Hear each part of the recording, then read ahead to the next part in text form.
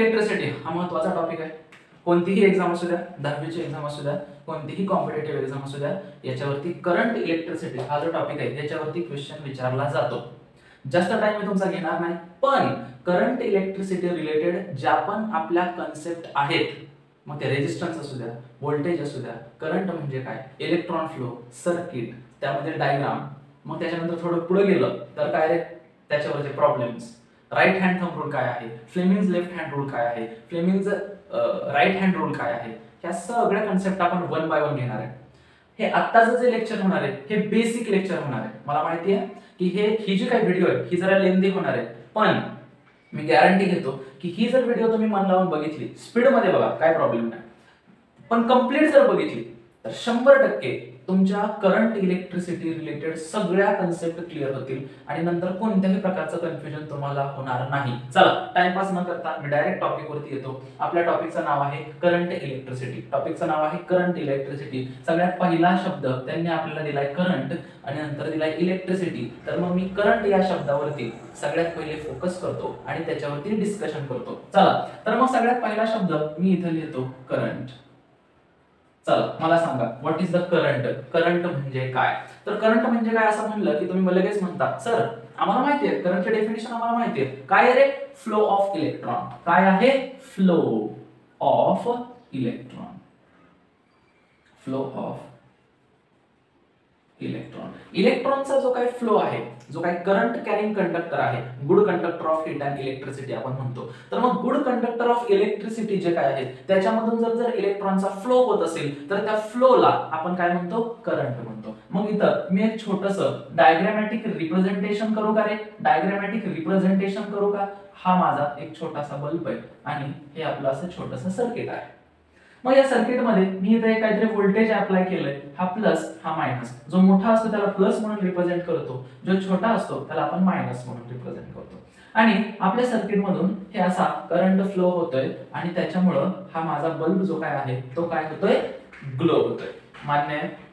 मान्य. चला पुढे आपल्या मेन पॉइंट वरती या. करंट. मी काय डिस्कस करतोय? करंट. मग काय?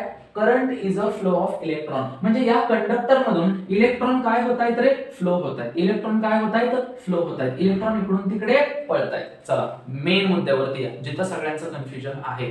चला डायग्रामॅटिक रिप्रेझेंटेशन करताना आपण असं रिप्रेझेंट करतोय की करंट हा असा फ्लो होतोय इकडून पॉझिटिव्ह कडून निगेटिव्ह कडे, पण ऍक्च्युअल मध्ये सर्किट मध्ये करंट असा फ्लो होत नाही. कारण पळतय कोण? पळतय कोण? सर्किट मधून कोण पळतय? इलेक्ट्रॉन. कोण पळतय? इलेक्ट्रॉन. मग इलेक्ट्रॉन कसे पळणार आहेत? निगेटिव्ह एंड कडून पॉझिटिव्ह एंड कडे कोण पळणार आहेत? इलेक्ट्रॉन पळणार आहेत. म्हणजे ऍक्च्युअली पळतात इलेक्ट्रॉन, पण सर्किट मध्ये आपण रिप्रेझेंट करताना करंट फ्लो हा पॉझिटिव्ह कडून निगेटिव्ह कडे दाखवतो. लक्षात ठेवा, कन्फ्युजन करून घेऊ नका. एक्झाम मध्ये क्वेश्चन येऊ शकते. जसा तुम्ही करंट फ्लो करता, जसा डायग्राम मध्ये तुम्ही रिप्रेझेंट करता की पॉझिटिव्ह कडून निगेटिव्ह कडे, तर डायग्राम मध्ये रिप्रेझेंट करताना आपल्याला करंटचा फ्लो हा पॉझिटिव्ह कडून निगेटिव्ह मध्ये करावा लागतो, पण ऍक्च्युअल मध्ये सर्किट मध्ये फ्लो होताना पळतं कोण? इलेक्ट्रॉन. तर मग करंट असा फ्लो होतोय, पण इलेक्ट्रॉनची फ्लो होण्याची डायरेक्शन कशी असणार आहे? ही अशी असणार आहे.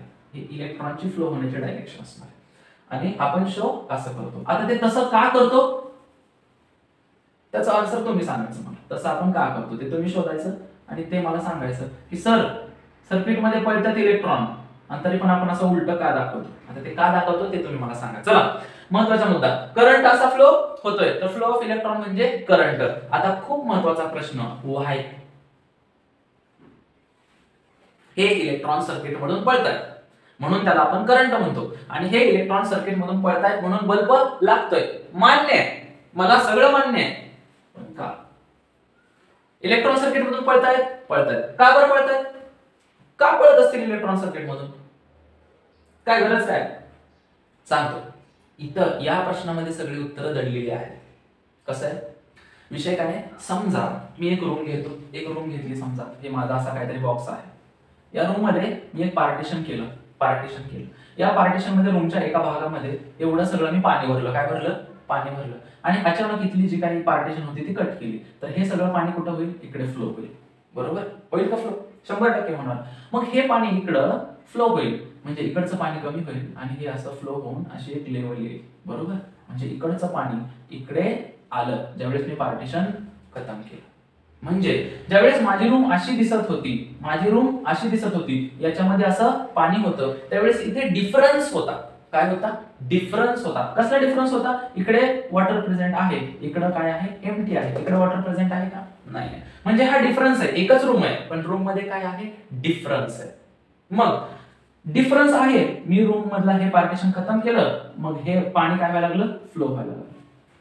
किंवा ही माझी रूम आहे, त्या रूम मध्ये मी कुठेतरी एखादा परफ्यूम मारला, असा परफ्यूम मारला, तर थोड्या वेळाने तिकडे जे लोक बसलेत त्यांना पण तो परफ्यूमचा वास यायला लागतो. का बरं यायला लागतो? तेच डिफरन्स आहे. इकडे मॉलिक्यूल आहेत, तिकडे मॉलिक्यूल नाहीत, मग इकडचे मॉलिक्यूल तिकडे जातात. इकडे वॉटरचे मॉलिक्यूल आहेत, तिकडे वॉटरचे मॉलिक्यूल नाहीत, मग इथलं जर पार्टिशन आपण गायब केलं तर इथले वॉटर मॉलिक्यूल हे इकडे काय करतात? फ्लो होतात. का होतात? Because that is the law. काय रे? कोणतेही पार्टिकल, कोणताही सबस्टन्स हा हायर कन्संट्रेशन ग्रेडियंट करून लोअर कन्संट्रेशन ग्रेडियंट कडे काय होत असतो? फ्लो होत असतो. मग या केस मध्ये मी काय केलं की माझी रूम आहे, या रूम मध्ये इकडं पाणी भरलं, म्हणजे इथे डिफरन्स क्रिएट केला. बरोबर? डिफरन्स क्रिएट केला, नंतर ही मधली भिंत गायब केली. मग हायर कन्संट्रेशन कुठे आहे? या साइडला. लोअर कन्संट्रेशन कुठे आहे? या साइडला. मग पार्टिकल काय होतील? मूव्ह होतील. काय होतील? मूव्ह होतील, पळतील. हायर कन्संट्रेशन कडून लोअर कन्संट्रेशन कडे, हायर कन्संट्रेशन कडून लोअर कन्संट्रेशन कडे. मग हायर कन्संट्रेशन कडून लोअर कन्संट्रेशन कडे कधीपर्यंत पळतील?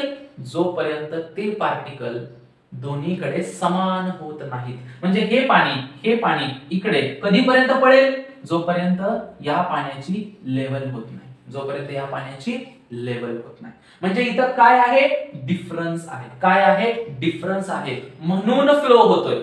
म्हणून मग इथे डिफरन्स आहे का? यस, इथे पण डिफरन्स आहे. इकडे काय आहे? पॉझिटिव्ह आहे, इकडे काय आहे? निगेटिव्ह आहे. म्हणजे थोडा वेळ मी याला असं बॅटरी कन्सिडर करतो. काय करतो? बॅटरी कन्सिडर करतो. बॅटरीच्या या पोर्शन मध्ये सगळे negative negative negative negative negative negative negative negative negative सगळे काय आहेत?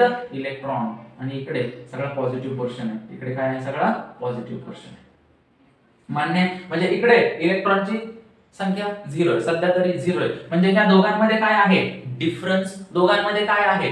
डिफरन्स. मग मी थोड्या वेळ रस्ता बंद केला, मग इलेक्ट्रॉन इथे काय आहे? डिफरन्स. इथे तर जागा फुल भरली. मग हे इलेक्ट्रॉन पळत पळत पळत पळत आले इथपर्यंत आले. इथून पुढे त्यांना वाट आहे का? नाही आहे. पण मी आता काय केलं? सर्किट क्लोज केलं. आता त्यांना वाट दिली. मग इकडे सगळे इलेक्ट्रॉन, तिकडे इलेक्ट्रॉन आहेत का? नाही आहेत. मग हायर कन्संट्रेशन ग्रेडियंट करून लोअर कन्संट्रेशन ग्रेडियंट कडे काय त्यांचा होईल? फ्लो होईल. मग इलेक्ट्रॉन पळायला लागले. इलेक्ट्रॉन पळत पळत पळत पळत आले आणि इलेक्ट्रॉन इकडे येऊन काय करायला लागले? आपली आपली जागा घ्यायला लागले. बरोबर आहे ना? म्हणजे इकडे इलेक्ट्रॉनला जागा आहे, इकडे इलेक्ट्रॉनला जागा नाही, इकडे जास्त इलेक्ट्रॉन झाले. म्हणजे आपण काय आहे? हा काय आहे? डिफरन्स आहे. काय आहे? डिफरन्स आहे. मग डिफरन्स आहे म्हणून फ्लो होतंय. डिफरन्स आहे म्हणून फ्लो होतंय. मग फ्लो कधीपर्यंत होईल?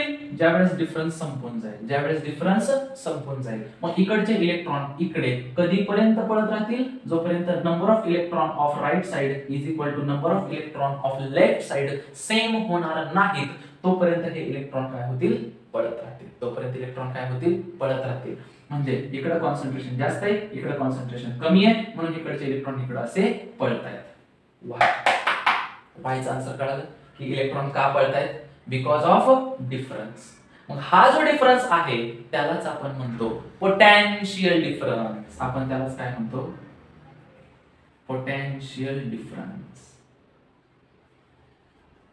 आपण त्यालाच पोटेन्शियल डिफरन्स म्हणतो. म्हणजे मला सांगा, ही जर माझी बॅटरी आहे, ही माझी बॅटरी आहे, या बॅटरीमध्ये इकडे सगळे निगेटिव्ह निगेटिव्ह निगेटिव्ह निगेटिव्ह आहेत. इकडे निगेटिव्ह आहेत का? नाही आहेत. इकडे निगेटिव्ह नाही आहेत. इकडे निगेटिव्हचं कन्संट्रेशन जास्त आहे, इकडे निगेटिव्हचं कन्संट्रेशन कमी आहे. मग इलेक्ट्रॉन फ्लो होणार higher concentration gradient to the lower concentration gradient. मग इलेक्ट्रॉन फ्लो होणार तर माझा बल्ब लागणार, कारण फ्लो ऑफ इलेक्ट्रॉनलाच आपण काय म्हणतोय? करंट. करंट असेल तर माझा बल्ब लागणार. पण इलेक्ट्रॉन हे कधीपर्यंत पळणार?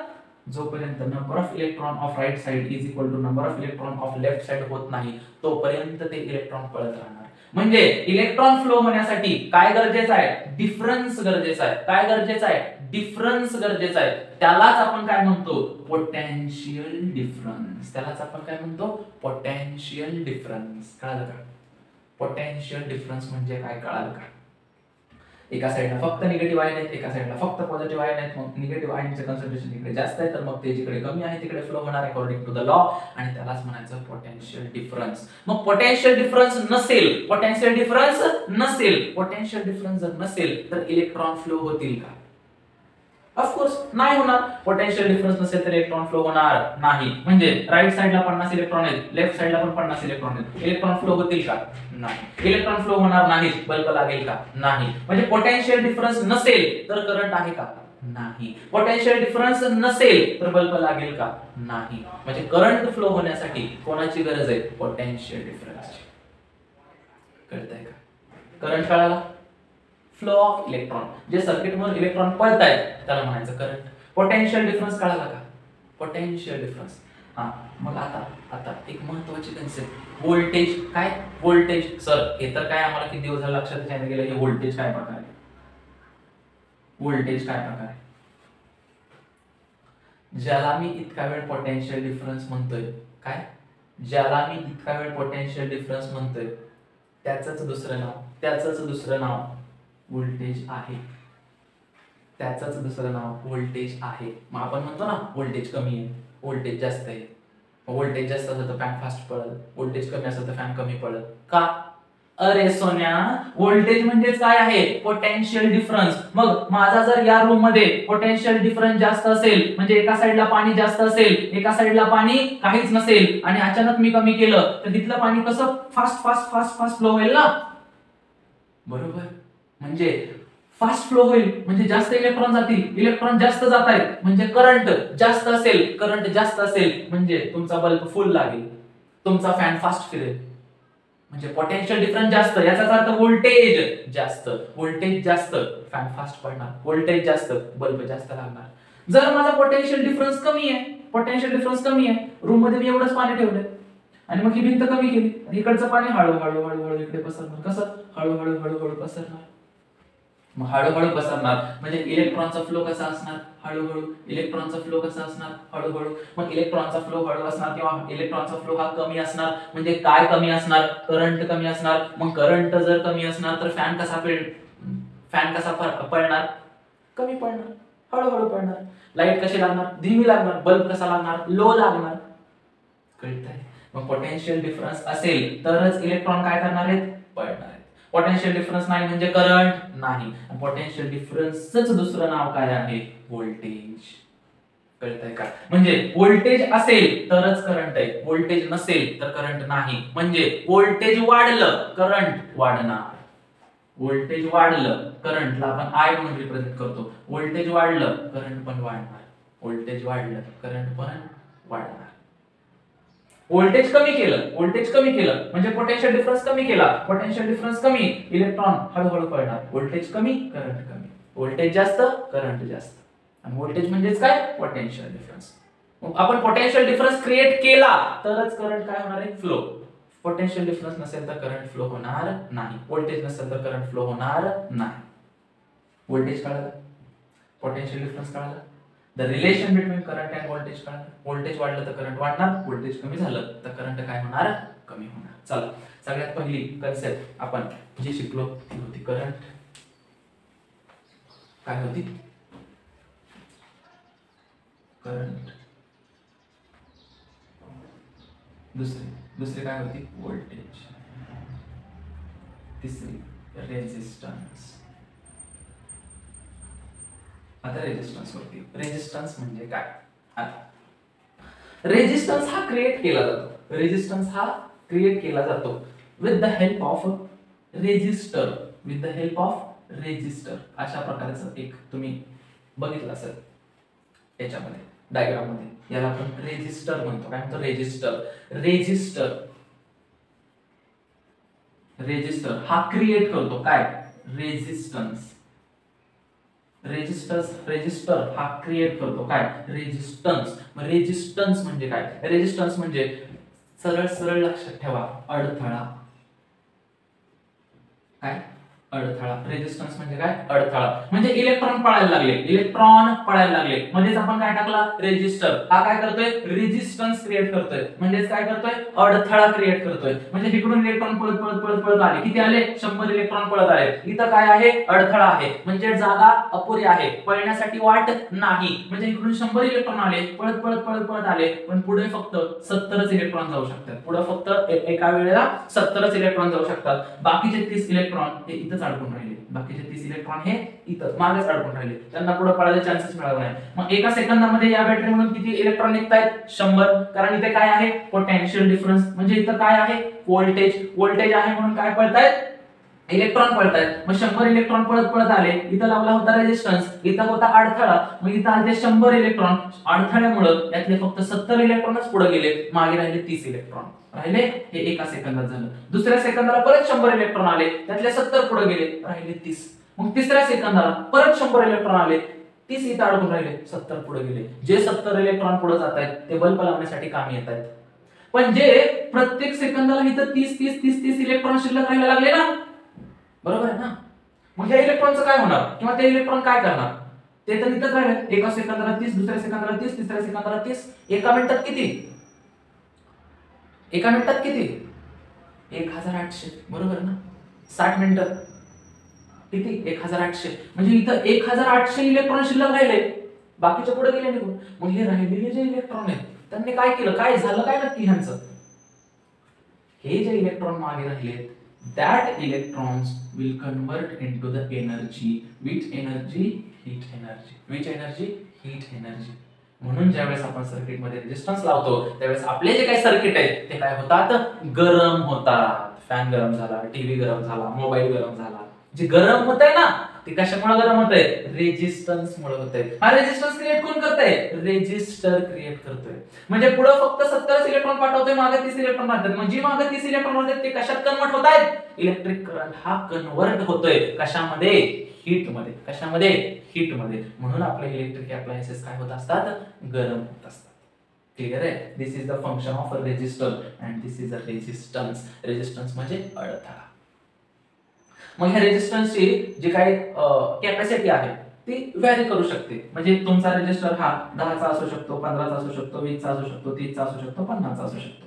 मग ते according to the need of circuit आपण ते लावत असतो. म्हणजे कसं? What is the use of resistance? Sir ह्याचं काय आहे? त्याच्यामुळे तर आमची इलेक्ट्रिक एनर्जी हीट मध्ये कन्वर्ट व्हायला लागली, आमच्या इलेक्ट्रिक एनर्जीचा लॉस व्हायला लागला. काय उपयोग आहे? या रेजिस्टन्सचा उपयोग काय आहे? सर्किट मध्ये का लावलंय तुम्ही उगाच?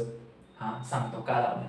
आता समजा हा जो काही रेजिस्टर आहे, या रेजिस्टरची पॉवर ही सर्किट मधल्या ऍप्लिकेशन जे आहे त्याच्यावरती ठरते. म्हणजे हा जर समजा माझा बल्ब हा 70 वॅटचा आहे, कितीचा आहे? 100 करतो चला, 100 वॅटचा आहे, कितीचा आहे? 100 वॅटचा. तर मी इथं हा जो रेजिस्टर आहे तो 100 पॉवरचाच टाकतो. फॉर एक्झाम्पल 100 पॉवरचाच टाकतो. जेणेकरून इकडे जर पोटेन्शियल डिफरन्स वाढला आणि इकडून जर अचानक 250 इलेक्ट्रॉन निघाले आणि जर समजा माझा रेजिस्टर नसला तर हे 250 इलेक्ट्रॉन धडकन जातील, धडधड याच्यातून पळायला लागतील. हे माझ्या ऍप्लिकेशनला, माझा 1.5 लाखाचा टीव्ही, 2.5 लाखाचा टीव्ही, 5 लाखाचा टीव्ही, त्याला हे असं सहन होईल का? माझा टीव्ही 100च वॅट काय करू शकतोय? 100च इलेक्ट्रॉन काय करू शकतोय? सहन करू शकतोय. अचानक त्यामध्ये 250 इलेक्ट्रॉन गेले, टीव्ही उडाला, फॅन जळाला. परवडेल का? परवडेल का? नाही. म्हणून मी काय करणार? इथं माझं ऍप्लिकेशन कितीच आहे बाबा? माझा टीव्ही कितीचा आहे? हे 100 इलेक्ट्रॉन सहन करू शकतोय. मी इथं तेवढाच रेजिस्टन्स लावणार 100चा. इकडून पोटेन्शियल डिफरन्स किती पण वाढू द्या, गव्हर्नमेंटने किती पण लाईट पाठवू द्या, माझा रेजिस्टन्स माझं काम करणार. धड 250 जर इलेक्ट्रॉन आले समोर, फक्त तो किती पाठवणार? 100च इलेक्ट्रॉन पुढे पाठवणार. राहिलेले 150 मागच राहतील. ते कशामध्ये कन्वर्ट होतील? हीट मध्ये कन्वर्ट होतील. मग ते गरम झालं तरी चालेल, तुमचा 2.5 लाखाचा टीव्ही गरम झाला तरी चालेल, पण उडलेला चालणार नाही. बरोबर आहे ना?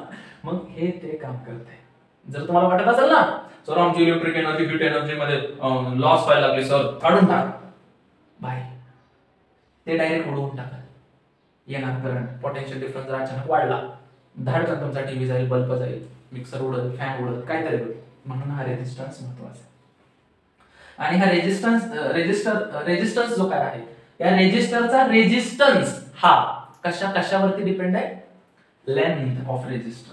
लेंथ ऑफ रेजिस्टर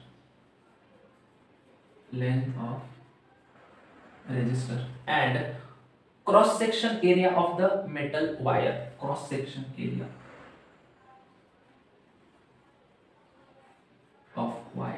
म्हणजे याच्यामध्ये तुम्ही त्याचा क्रॉस सेक्शन एरिया किती आहे हा याला आपण म्हणत असतो क्रॉस सेक्शन एरिया.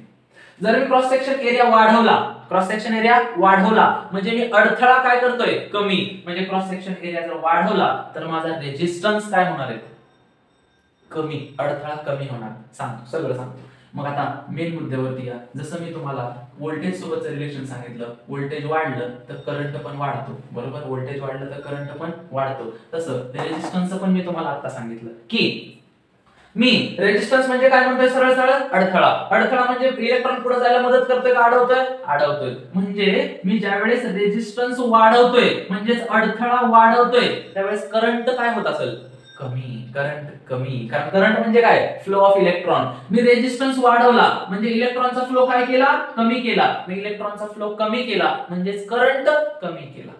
म्हणजे मी रेजिस्टन्स जर वाढवला तर करंट कमी होणार. रेजिस्टन्स जर कमी केला, रेजिस्टन्स कमी अडथळा कमी, अडथळा कमी म्हणजे इलेक्ट्रॉन जास्त जाणार, इलेक्ट्रॉन जास्त फ्लो ऑफ इलेक्ट्रॉन जास्त म्हणजे करंट जास्त.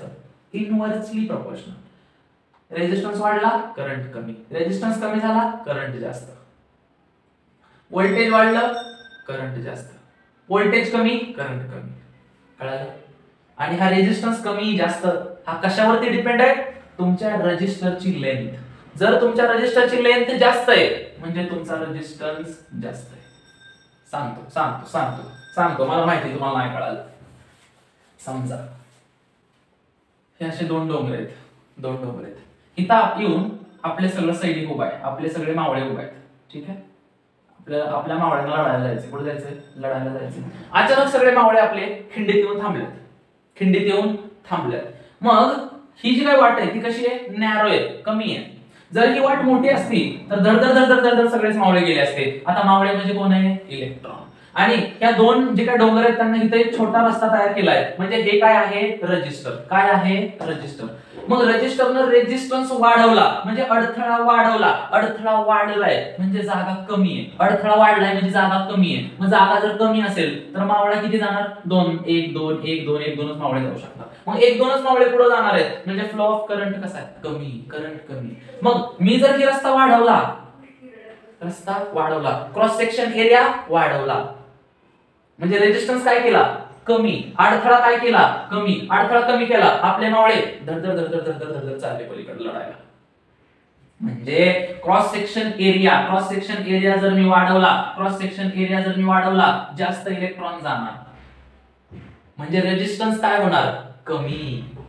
म्हणजे एरिया जर वाढवला अडथळा कमी म्हणजे रेजिस्टन्स कमी. लेंथ वाढवली, लेंथ म्हणजे आता हे माझे दोन डोंगर होते, याच्या पाठीमागे अजून दोन डोंगर आहेत तिथं पण रस्ता कमी, त्याच्या पाठीमागे अजून दोन डोंगर आहेत तिथं पण रस्ता कमी. म्हणजे इथं मी काय केली लेंथ वाढवली, अडथळ्याची लेंथ वाढवली. म्हणजे आधी दोन डोंगर होते अजून पलीकडे दोन, पलीकडे दोन, पलीकडे दोन, पलीकडे दोन असे डोंगर रांगा, घाट आहे घाट.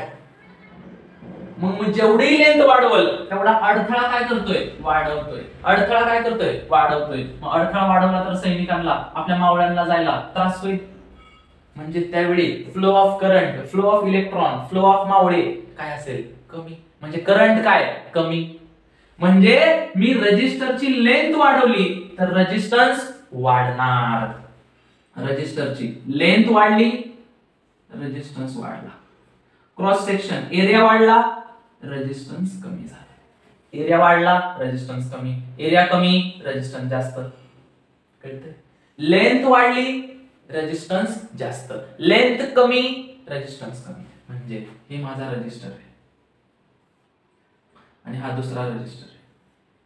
तर हा ए आहे आणि हा बी आहे.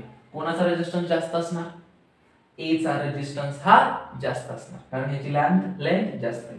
बी चा रेजिस्टन्स हा कमी असणार कारण त्याची लेंथ कमी आहे. हा कमी अडथळा तयार करतोय, हा जास्त अडथळा तयार करतोय. याचा रेजिस्टन्स जास्त, याचा रेजिस्टन्स कमी. म्हणजे लेंथ वाढली रेजिस्टन्स वाढला, रेजिस्टन्स वाढला करंट कमी झाला, रेजिस्टन्स वाढला करंट कमी झाला. म्हणजे मी रेजिस्टरची लेंथ वाढवली करंट कमी होणार, रेजिस्टरची लेंथ कमी केली करंट वाढणार. कळतंय का. करंट आणि रेजिस्टन्स कळतंय का, लेंथ आणि रेजिस्टन्स कळतंय का, क्रॉस सेक्शन एरिया आणि रेजिस्टन्स कळतंय का. आता डायरेक्ट विचारतो, मी जर क्रॉस सेक्शन एरिया वाढवला करंट वाढेल का कमी होईल मी जर क्रॉस सेक्शन एरिया वाढवला, करंट वाढेल का कमी होईल?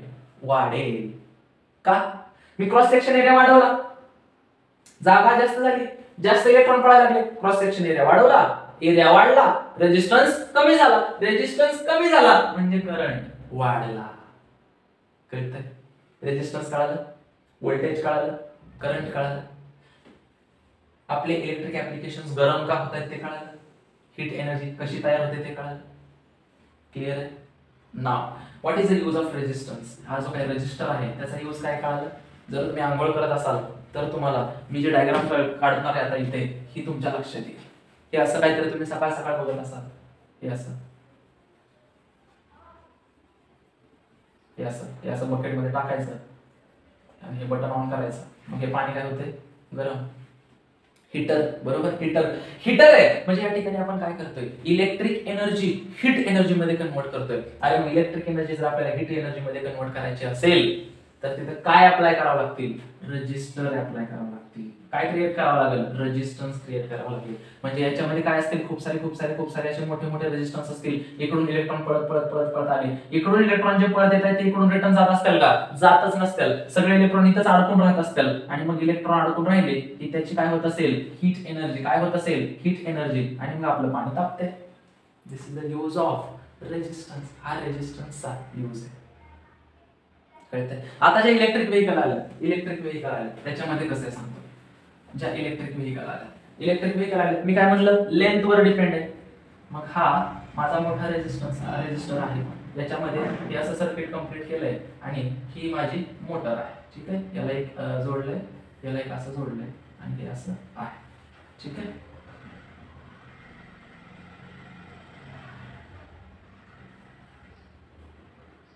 यस.